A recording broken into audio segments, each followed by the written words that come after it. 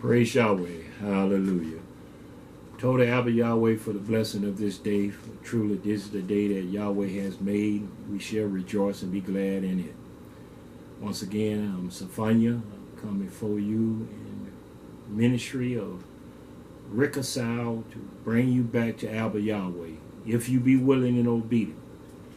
If you're not willing and obedient, you're not going to come back because you got tradition of the world to keep you from coming back to him. Even though Yeshua came, you still ain't going to come to him to serve him, to worship him in spirit and in truth. And the people that truly have ears to hear what the Spirit is saying want to be upright, want to be made perfect, but they got so much distraction in this world. And I'm going to minister about that today.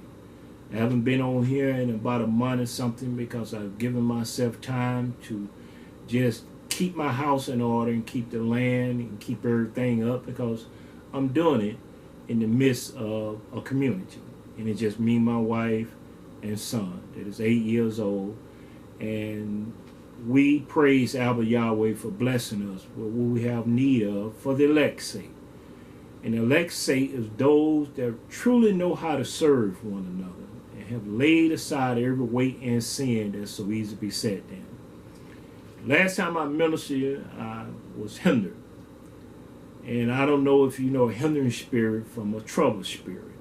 But I'm going to minister scripture to you about hindering spirits and the seed that was sown so you can understand what's going on around you and in you when the time comes that you can't come forth out of darkness into his marvelous light.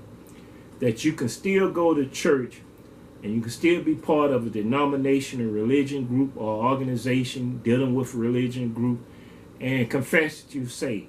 But your work deny him. Your works don't bear fruits. Your works you don't believe you got to do because you believe you can live by faith, not by works. Well, I ministered about that in the podcast on if people really sincerely hungry and thirsting after righteousness be filled, they would have saw that I stayed with the Spirit in the scripture by the word, because the seed that was sown in you had to come from somewhere, either from Yahweh or Satan. I'll deal with this in a minute. And if it came from Satan, you ain't going to bear the fruit of righteousness and truth. And if it came from Yahweh, you're going to be holy. You're going to put a difference between clean and unclean. In Leviticus 10:10, you should put a difference between clean and unclean, between holy and unholy.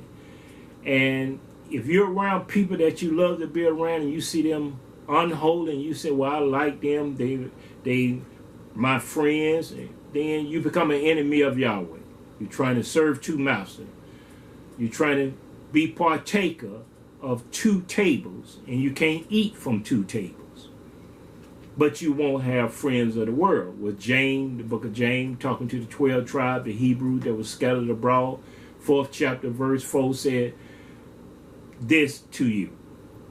You adulterers and adulteries, know ye not that the friendship of the world is an enemy of Yahweh? Whosoever therefore be a friend of the world is an enemy of Yahweh. Well, you say that in John 3:16, for Yahweh so loved the world. No, he loved his creation. That was within his creation. He loved what he created and saw everything was good, and he made it good. That was his creation. Satan has made it evil, and most of everything in it evil around his creation. The only thing he haven't killed you with yet is taking the breath of life from this planet and the water source that you need for your body. But the food, he didn't transform it. GMO, he got every kind of things in the air. He's killing the crops, killing everything that you need, that you think you need to live by. You don't care you eat the animals. You're going to defile yourself anyhow. It's the vegetation of the fruit and vegetables that your body needs. that Yahweh told you in Genesis chapter 1, verse 27, 28, and 29. These things you should eat. And when you return back to eating, that you should reconcile you and bring you back to eating, then you're going to eat these things according to what he told Adam and Eve shall be food for them. For us, it hasn't changed.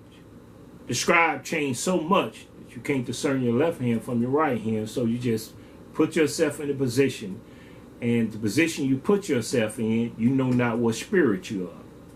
You have no idea what spirit you're operating in, but you're operating in a spirit. And the flesh of lust and desire got you murmuring, complaining, backbiting, whispering, hater of those that are good, telling lies and hypocrisy. But you go to church, confess you're a Hebrew, confess you're a Jew. And a Jew can't go no further than that confession, because a Jew is not a Hebrew, and a Hebrew is not a Jew. So you catch the people of the Israel that say they're Jews, they're saying they're Jews for a reason, because they know where they came from. And the Hebrews know where they came from. The Christian don't know where they came from. The Christian don't have an understanding who they fighting against. They just take the cross and follow it and say Jesus was a Christian. That's why we follow that tradition of man. And yet they was grafted in. That means something was already there before they came in to be grafted. They came into a house that was already established. Salvation was already there. And they can't change it. They can't do anything with the natural branch, but try to realize they've been grafted into it. So in the time that I'm speaking, the last time I was speaking, Satan hearing to me a lot. And some of you might have said, well, he might be having old timers. He might be having dementia. He might be stumbling in the word, since he's been preaching for 47 years. But Yahweh has kept me in 47 seasons of my life. And that means winter, fall, spring, and summer. He has kept me in the season of life to declare his will with his spirit by his word. That I can cry aloud and spare not, lift up my voice like a trumpet, and show his people their transgression, in the house of Jacob their sin. If you're without sin, then you can come forth to help others come out of sin. You can help the other people see how to walk mature, complete, perfect toward him, without a spot, wrinkle, or blemish. But you got to come off among your friends. You got to come off among them and be ye separated, said Yahweh, and touch not their unclean things, and I receive you. But if you stay among them, you ain't going to come out and say you're clean, because you're among those that are not clean. Tradition people love the rudiments of this world. And like I said, there was nothing missing in me. I came back in Hebrews 13 chapter, verse 15, 16, and read to you in the last podcast, the Hindering Spirit. I haven't ministered to you. I allowed myself to need what was needed here first. And that's my first love, to do the will of Yahweh. And if any man provide not for his own, especially those of the household of truth, of his own wife and children, he can't provide for them, then he is an infidel, unbeliever. And what fellowship the unbeliever have with believers? And what fellowship the darkness have with light? There's no fellowship. You can't make it, you can try, but you're deceiving yourself, because it ain't gonna work. Satan didn't come to work with you. He came to steal, kill, and destroy you. But you have to know what way he's working around you, being cast into the earth when he was cast out of heaven, and there was no place found for him no more. And when he deceived Eve and Adam, something took place that Yahweh did and said And most of you ain't got your mind to it yet. Because once again, guard against your mind, because out of it is the issue of life. Guard against your heart, for out of it is the issue of life. And you're not guarding against your mind. You got so many thoughts and imagination go through you. It's just like a world of a universe. You ain't cast down not one thought or imagination. You think everything that you being visited with in the hour of visitation is of Yahweh. Because you don't know the hour of visitation. But today, I'm going to deal with the seed. Where Yahweh gave us to identify Satan with. And you don't have his seed, you can identify Satan's seed.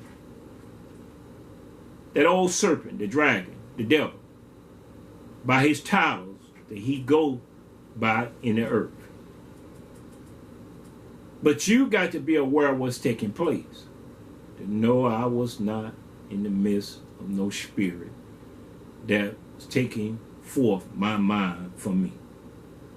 Neither was I in a place that I didn't know what was going on with the scripture. I was hindered by a hindering spirit to get that chapter and verse to you. But now I'm going to manifest this so you'll be without excuse, even as you try to behold and see that I have came forth before you, not on my own, but him that sent me. I don't have a lot of things like these people got, tools to work with. I only got what he's given me to work with. And it's small. But I keep my house in decent in order. And Yahweh keep us fed and clothing, and no one can look upon our nakedness. And he keep us warm from the cold. And he keep us because we want to be kept under the shadow of his wings.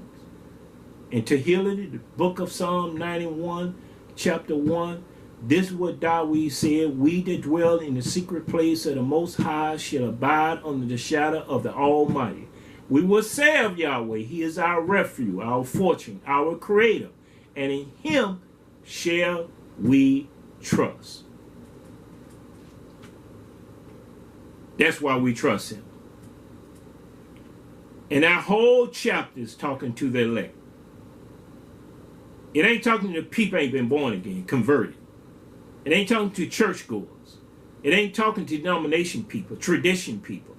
It's talking to those that have made themselves perfect and got themselves in the will of Yahweh through Yeshua HaMashiach to be found blameless before life come to an end in this world, or the world come to an end in this life. One of them going to take place. 9 times out of 10, our life will come to an end before the world. But we in that time, every man and woman should know how to work out their salvation with fear and trembling.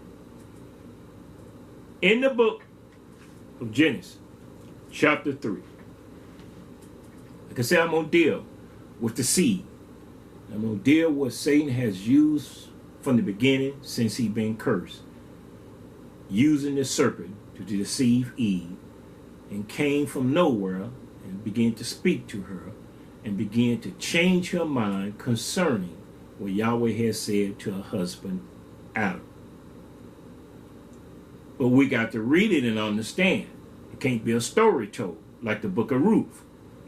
The book of Ruth is a story told. A story talking about the Jews. Not Hebrews, the Jews. They put Jews there.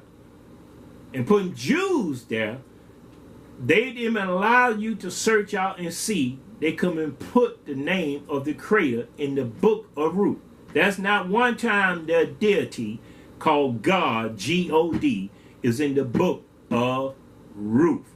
It's a story being told about the Jews, not the Hebrew that came out of Egypt or the house of bondage.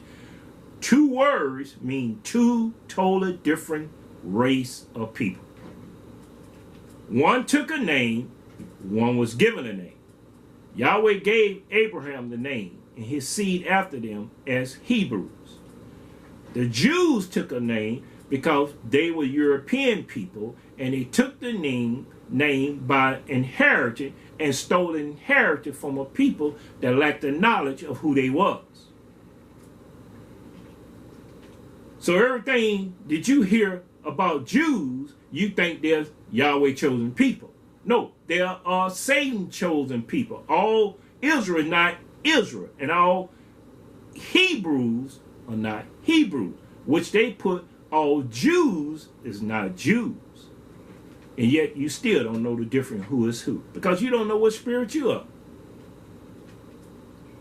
In the book of Genesis, chapter 3, this is what Yahweh said concerning Eve dealing with the serpent, obeying his voice. 13, and Yahweh said unto the woman, what is this that you have done? Answer that question. What you done done here? I know what then took place, but why do you do it? I'm going to ask you what you have done. And the woman said, the serpent beguiled me, and I did eat. So immediately as she can identify the serpent, not what was in the serpent, but identifying the serpent body, she called it the serpent beguiled me. Not the spirit of Satan. But Yahweh finna deal with the spirit of Satan and curse the serpent that he went into, so that that spirit will never do again like it did to Eve. And it shouldn't do that. But it's doing it right now as I speak. And I hope and pray that those who got ears to hear will hear what the Spirit is saying to them. And Yahweh said unto the serpent, because you have done this, you are cursed above all cattle, and above every beast of the field. Upon your belly shall you go, and dust you shall eat all the days of your life. The dust, this is the serpent that used to walk with legs. And all the things that lost their legs and crawling on their belly now, it's because of the serpent. The serpent. Let's read on. Verse 15. And I will put enmity between you and the woman, and between your seed and her seed, and it shall bruise your head, and you shall bruise their heels. Now, this enmity that Yahweh put here in the beginning between the woman and the serpent, he said what the woman's seed was going to do concerning Satan's seed and what's going to happen to them. Now, we're not doing that to his seed. His seed is doing that to most of you. And he got advantage of you somewhere in life. From the time that Yahweh spoke this, man has not figured out who he's fighting against. Man slay the image and likeness of one another in Yahweh without even missing a heartbeat. They will kill one another and call one another names as they kill each other and compete against one another in these amphitheaters, these arenas, and these sports places, that they do these things one to another, hitting one another, fighting one another, cursing one another, doing everything they can. But the serpent is not getting bruised. He got man bruising one another. Now, how did he get that situation that man do not even see the image and likeness of his creator upon one another? And if he got the man that they can't see it, the woman is left to herself to figure out who is who. Because I believe a woman want a righteous man, a holy man, a man that's going to cherish her, nourish her, care for her in her childbearing, help her in the time that she's weak, that she can be strong, help her in the time that she don't have to be manipulated. She don't have to be seen in nakedness. She don't have to do these things by going out of her place trying to help the man get more toys in his place. Going out to work from her house. But you have man, my kind, mankind, have failed yourself and the woman because you don't know who you're fighting against. You have not considered what Yahweh has said to you in the beginning. The woman gonna bring forth a male child and a female child. But the head of every woman is the male. And if Satan got the heads killing one another, fighting against one another, the female is not a threat. And that's the same thing took place with Pharaoh dealing with Moshe. Every male child that was 2 years and under, he wanted them killed. To stop the deliverer, to coming into Egypt, to deliver the Hebrews out of the house of bondage. So kill all the male children 2 years and under. The woman was not a threat. He can repopulate his seed into the woman. He can do what he wants to do with the female. It's the male, the head, that is a threat. Because it's the male of the head that can bruise Satan under his feet. And when he teaches the woman how to bruise Satan under his feet, the woman can bruise Satan under her feet. And that's being fulfilled because Yahweh spoke that to Eve concerning her seed. But we ain't got there yet. Yeah, we didn't got there. And we went to sleep at the time we should have been watching and praying. We should have been aware of the hour of visitation. We should have been aware of what was taking place in the medieval times. And the time that all those things that went through Egypt was to kill the male child. But it didn't stop there. Excuse me. It didn't stop there. It went with also King Herod at the time of Yeshua being born. King Herod put a decree out. Slay all the 2 years and under. Kill everyone that is born. And Yahweh let it be so. Yahweh let Ramsey do the same thing in Egypt. He let them slay every last one of them, except for Moshe, because he had his hand on him for his will to be done on earth as it is in heaven. And he had his hand on Yeshua to be born. And they could not come against the tree of life because the tree of life is life. You can't kill it. He just moved it. He just rearranged the territory and put them somewhere else when he expected them to be. But the rest of the males suffer under the hands of King Herod and suffer under the hands of Ramsey, Pharaoh. They suffer under the hand of Pharaoh. Yahweh didn't intervene. He let them die for his reason, not your reason, to try to figure out what was going on. Now, as this took place, the seed right here, we go over here in the book of Matthew. We're coming back here, the book of Matthew, 13th chapter. And as you see this in the book of Matthew, you're going to realize what Yeshua was trying to say to the people on behalf of what was going on. 13th chapter of Matthew. And he put forth a parable in verse 24. Now, Yahweh didn't put the seed between the man and woman in the hand of the woman womb. But the enemy of Satan didn't have no womb. The serpent didn't have a womb. Satan that used the serpent didn't have an earthly body to take.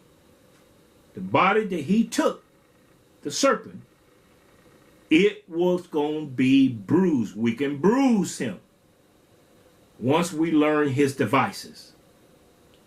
But when you don't know his devices, then you don't know what spirit you are.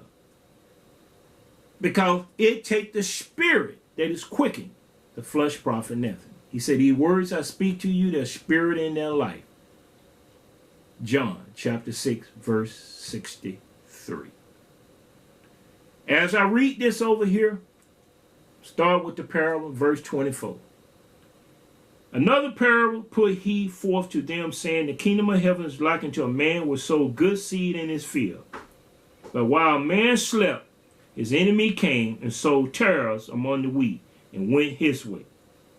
But when the blade was sprung up and brought forth fruit, then appeared the tares also. Now Satan know he gonna sow his seed. We supposed to bruise him. But you know field, and if you go out into a field, you know tares grow up among any fruits that bringing forth. You got to get them out before they get around them, because if they don't, they'll choke them. You got to separate them from them. And if you hinder, if you get involved with a hindering spirit, with a spirit that can also cause delay, can cause you to stop and do something else, distraction to take your mind off of it, you've been hindered from doing what you ought to do and know what to do, but you've been hindered. But we got to find out first, how did he get advantage of us to hinder us like that? Let's read on.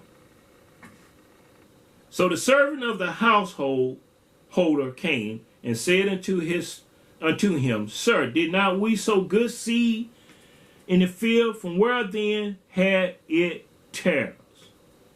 And he said unto them, an enemy had done this. Now let's go back over here in Genesis. This is what Yeshua said had done this. An enemy had done this.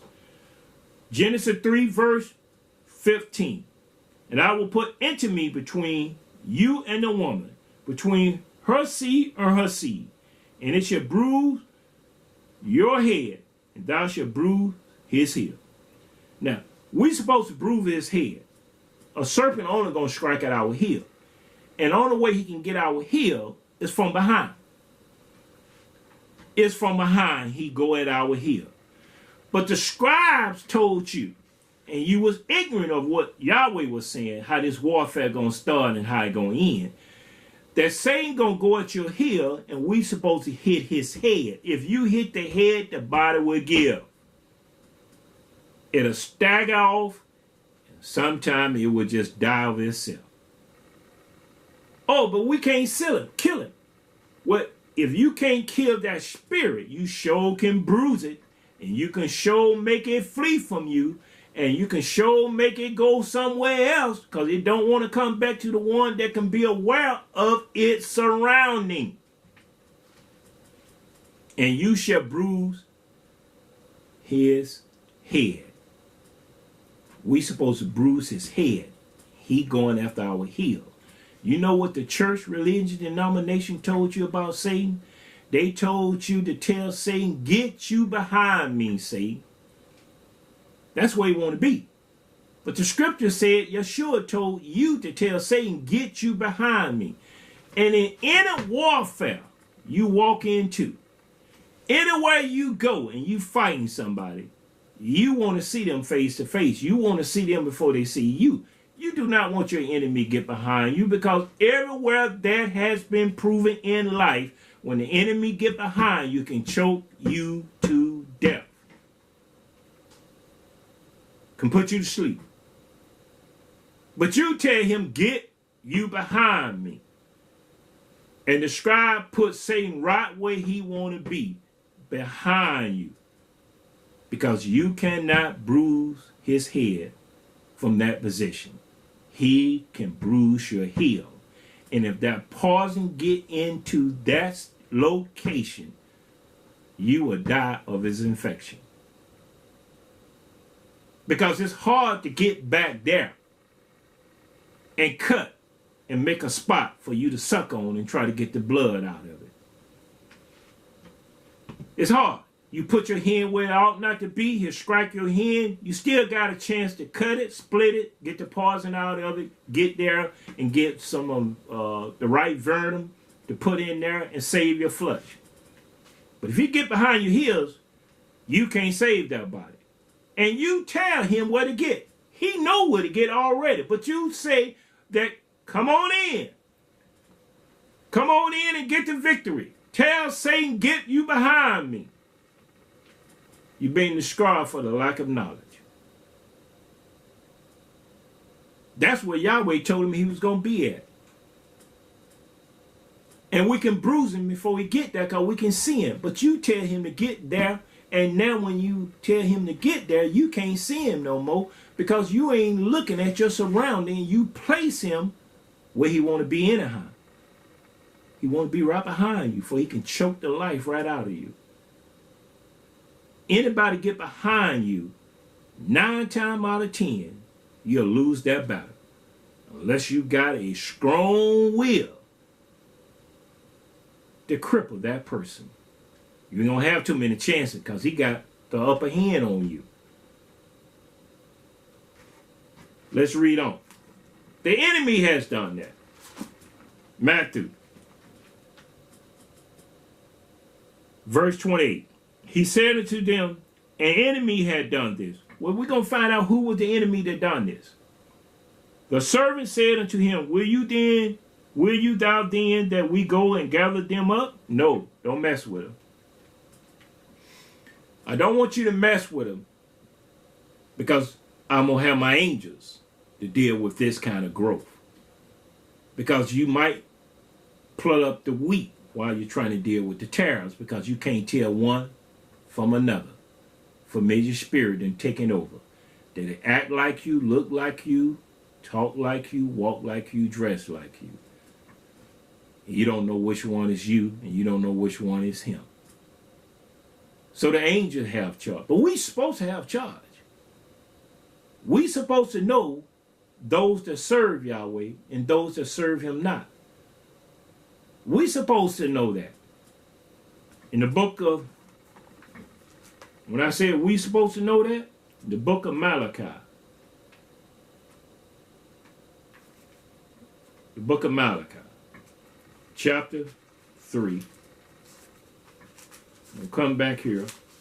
I'm going to show you what Malachi said about this. Malachi chapter 3, verse 16, 17, and 18. We supposed to know. But when the world has came into conform one to another, confirming each other, looking alike, talking alike, acting alike, Yeshua told the angel, wait to the end of the world, I'll deal with them. Because he going to deal with the ones that look like them, talk like them, act like them, and of them also. He going to deal with you too. Because you can't put a difference between clean and unclean, between Satan's seed and the woman's seed. Malachi 3:16. Then they that fear Yahweh spoke often one to another. And that's why I love to talk with the elect. For they can see the example I'm living. And I want to see the example they're living. I want to see how we supposed to love one another and serve one another and live among one another, have all things in common. That there be no division among us. That we all speak the same word by the same spirit, by the same judgment. Because the Holy Spirit is one spirit. It ain't no 2 or 3 different spirits that you got one and I got one different and this and that. It don't go that way. The flesh go that way, but not the spirit of Yahweh that came from Yahweh. Because when Yeshua said it would come, it would reprove the world of sin, of righteousness, of judgment. It didn't say we're going to be acting 5, 10, 20, 30, 1,000, a million different ways. One way. One way. It going to act in the believers that worship him in spirit and in truth. And Yahweh hearkened. He listened to how they were speaking one to another. and heard it. And a book of remembrance was written before him for them, for us, that feared Yahweh, and that thought upon his name in everything we say and do. His thought is in our mind. And they shall be mine, said Yahweh of hosts, in that day when I make up my jewel. And if you're not made up in this jewel, you can't discern nothing. You just a doer of something that you heard, and you won't do it by spirit and in truth. You'll go to church, you'll do that. You have Bible study with the one you want to have Bible study with, you'll do that. But to study to show yourself approved unto Yahweh, you ain't going to do that. A workman that needed not to be ashamed, but right divide the word of truth. That's what Paul told Timothy in 1 Timothy 2:15.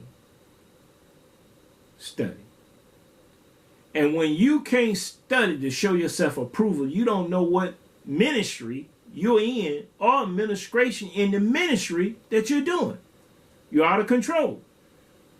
You don't know your left hand from your right hand. So you can't manifest Yahweh jewels in you, neither can you bruise Satan under your feet. He's bruising you. He got man fighting against man. He got man fighting against woman. Woman and man competing against one another in every area of life. They're competing against one another. They're not bruising Satan under their feet. And I will show you the reason why. By the Spirit of Yahweh, our Creator, in the mercy of Yahweh that has given me and trusted me with this revelation. And I'm freely giving it to you. They got ears to hear what the Spirit is saying. So you'll come out from among them and start bruising Satan under your feet. That you want to live with the saints of the Most High in righteousness and truth. That you want to be partaker of the fruit of the vine, that you can bring forth fruit unto righteousness. Hallelujah, Abba Yahweh. And they shall be mine, verse 17, said Yahweh of hosts, in that day when I make up my jewels, and I will spare them as a man spares his own son that serve him. Because Abba that got a son that served him, he can't do everything to him all at one time. He got to spare him and talk with him and give him understanding, give him counsel, give him wisdom. But let him know what he erred at. Let him feel the chastisement of the love that you love him with, and you don't want him to go astray from you. You don't want to lose him to the world. You're supposed to bring up a child in the way they should go. So when they get old, they won't depart from Yahweh. But you bring them up in the world. You sacrifice them unto demons. You sacrifice your sons and your daughter to entertainment, to pleasure of sin. You entertain them in everything in your household because you was entertained. And you want to make sure they make money for you if they can and make your life easy because you'll live off of them. But you have forgotten. Be not deceived, Yahweh is not mocked. For whatsoever man soweth, or woman soweth, so shall they reap. Verse 18. Then shall you return and discern between the righteous and the wicked. If you're not part of his jewels, and if you ain't got the word, which is the seed of Yahweh in you, to become blameless and holy before him all the days of your life, not some of the days, not most of the day, all the days of your life, then you ain't going to discern the righteous and the wicked, because the tares and the wheat look just alike.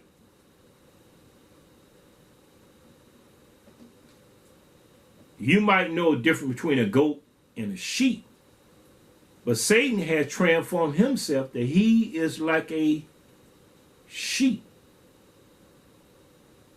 a wool in sheep clothing. And he can come like a sheep to you, but he's a wolf in those sheep clothing because you can't discern him. And he gonna dance with you, play with you, entertain you, and make you bow down and worship him. And all these things become yours that you desire and covet after. They become yours, but you lose your soul. You ain't gonna take nothing with you. Nothing gone with you but your soul to give account for eternity, where you're gonna spend your living soul in the day of judgment. Then shall you return and discern between the righteous and the wicked, between him that serve Yahweh and him that serve him not. Back over in Matthew chapter 13, verse 29, Yeshua says something because he know his people had not yet came into being converted in the righteousness of him.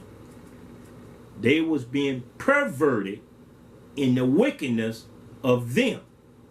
Just like the Hebrews that Lot took down in Sodom and Gomorrah, he lost them all. They all got perverted in Sodom and Gomorrah and the city round about them. And so much that the angels that came in and wanted to execute judgment and get Lot and his household out, his wife heard, but could not get away from the hindering spirit that was in Sodom and Gomorrah that delayed her and made her look back, hindered her from leaving. His daughters had a distraction spirit, distract their father.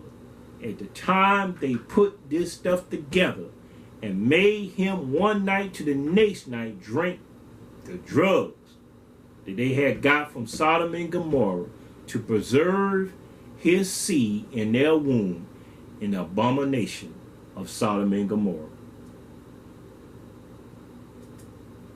And you still, this day, haven't discerned yet what's coming your way. Because you can't discern the righteous from the wicked, between those that serve Yahweh and them that serve him not. And the reason is you're not his yours. You're not trying to make yourself his yours. These podcasts that I've made, and if anybody hearing it, most of it can't go from the beginning to the end of the podcast. They'll start out to hear a little, then they'll leave it. But you saying you got a place in the kingdom of Yahweh by your confession and by your baptism, by your blood, by your church going, by your denomination. None of those things can save you. Only one can save you. And he's not in none of those things. He's in the Father and the Father's in him. He's in the oneness of the Spirit and the oneness of the Spirit is in him. He came to save sinners from their sin. But he's standing at the door and knock. And in over Revelation, the 3rd chapter, the assembly had put him out and would not let him come in. So he said, if any man will hear his voice knocking at the door of that assembly, he will sup with them and them with him. But the assembly today would not let no apostle or prophet come in among them, with Yeshua himself being the chief cornerstone. Men and women don't want to hear the straight and narrow way. Scribe you to enter in at straight gate. Because narrow is the way that leads to life, and it'll be few to find it. Few gonna find that narrow and straight way to enter in. Because straight is the way and narrow is the way that lead to life, and it's gonna be few that find it. But broad is the way that leads you to destruction, and there'll be many in that go there. And look which way you're going, because you don't know the seed that Satan has sold while man slept. That means the watchman was not watching. There was no one watching him. And everybody been watching one another, killing each other, killing that glory and image that Yahweh put upon us as men. He's killing it. And the women are being left to themselves. And now he's occupying the womb of the woman. And childbearing to make sure cursed children come out. Making sure adulterous children come out. He ain't just started doing this now. Sorcery children being birthed in and out of the world. Children love sorcery. Their parents take them to the movie to bring them up on Harry Potter, Lord of the Rings, Dungeon and Dragon, all these things. These children have been raised up on these things. And the parents is the one that been leading them in astray. Which their blood going to be required upon their hand. But this is a cursed generation. But there's a curse coming off of this generation. They're not going to spare the flesh of man and woman. Because you're killing each other so fast without no understanding what you're doing when Yahweh said, I will put intimacy between your seed and her seed. And her seed shall bruise his head, and he shall bruise her heel. You're not bruising Satan. Satan is entertaining you, and you're bruising one another. You're killing one another without a cause. You're hating one another without a cause. As human beings, the black can't get along with the white can't get along with the black. The white has done so much evil to the black, and the black has done so much evil to the white. Oh, no, I must err. It's been a one-sided thing. The white has done so much evil to the black, and the black hasn't done no evil to the white. Okay, if the blacks haven't been doing no evil to the white, why are they doing it evil one to another? Evil don't care if you're black and white. It don't care what color you is. But you're doing it one to another. But you'll jump ship and say a race did this. Slavery was before the Caucasian European man came to do it to them. They was doing it to one another in Egypt, the Hebrews. Slavery has always been about the rich ruling over the poor and the borrowers serving to the lender. It's been the laws that you call Jesus Christ Lord. It's been the Lord, the noblemen, that had always took the land by force and occupied that and established a bank. Because the people was unlearned and ignorant concerning reading and writing. Here come all the kingdoms that was coming through Egypt, Media, Persia, Greeks, and Rome. They learned their education from Satan. They learned how to read and write, and the other people were still dumb and confounded in spelling and reading. And they were taking the land, and they was calling them noblemen, lords. These are titles that they went by. Now you call Yeshua Lord and Master and Nobleman. No, he's King of Kings and Master of Masters. He's the one that's going to rule and reign and bring judgment to the earth and destroy Satan with the brightness of his coming. Because you failed to do his will on earth as it is in heaven. But you have forgotten he only gave one man all of this whole planet the key to the kingdom of heaven. And yet Satan has made you doubt Peter through Paul. Because the scribe put Paul that he needed to reproof Peter concerning eating with the Gentile, the thing he being a Hebrew, and why not do as the Hebrew with the Gentile instead of doing what the Gentile, the Hebrew is not doing. And he had to withstand him to face. And it made Peter so slowful and stuff and everything. Yet Yeshua told Peter, when you converted, strengthen the brother. And Peter is the one, kept on him as the one that went down to Cornelius' house and saved them. He's the one on the day of Pentecost with the rest of the prophets standing in the gap for Yahweh. As Yahweh added 3,000 souls that needed to be saved, he added them to Peter because Peter is the only one got the key to the kingdom of heaven. Whatever he bind on earth going to be bound in heaven. Whatever he loose on earth going to be loosed in heaven. So here go this right here. They wanted to know the parable of this parable. Peter now.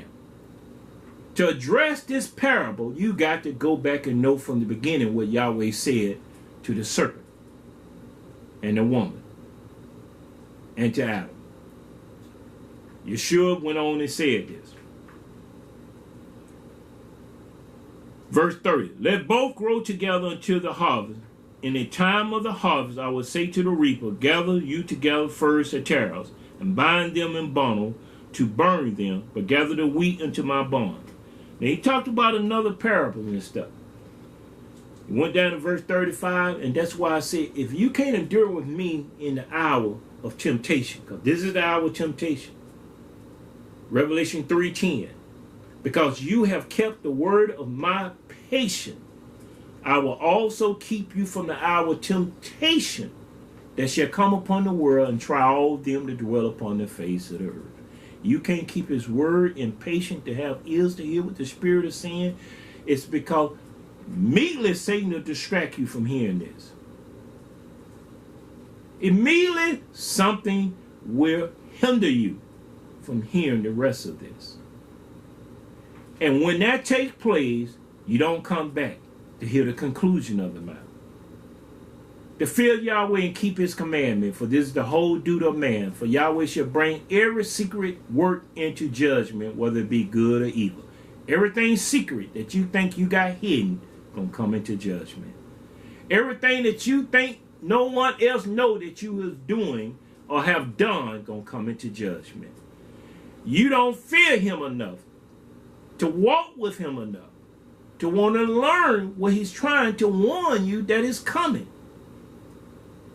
His wrath going to be after Satan, not before Satan. He going to pour his wrath after Satan. But Satan going to do a work in this earth that he is doing right now in the hour of temptation. And you need the word to be worthy enough to escape these things that going to come upon the world. You ain't going to be raptured out. Ain't no rapture going to take place.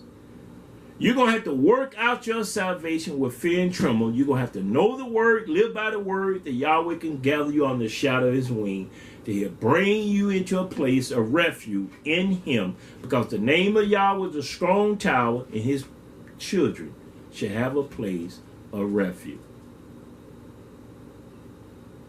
The earth is Yahweh, the fullness of the world, and they that dwell therein. This is not Satan's domain. He was cast out of his inner state. He was cast out of his first inner state with 1/3 of heavenly hosts that thought that he was greater than Yahweh, because he thought he had them in the position, the heavenly hosts, to believe that he sat in the seat of Yahweh, that he is Yahweh, and that Yahweh can't condemn him sitting in his seat.